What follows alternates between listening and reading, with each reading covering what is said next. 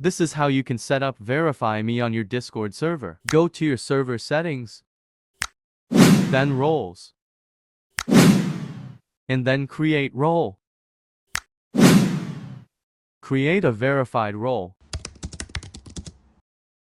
and choose any color you want and save changes. Go to the verified roles permission and enable view channel and save changes. Create another role called unverified and give it any color of your choice and save changes.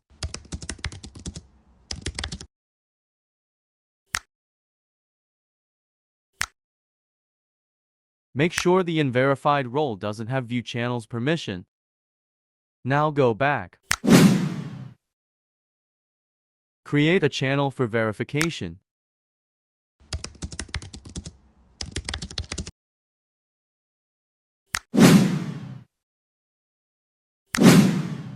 Now type /setup verification. And in the channel option select verification. And select the verified role and unverified role.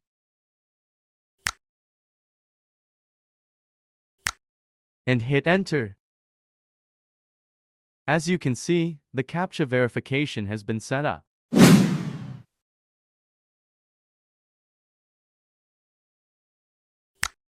Click on Verify button and head to your DMs. Now type the captcha in the exact same order as in the picture above.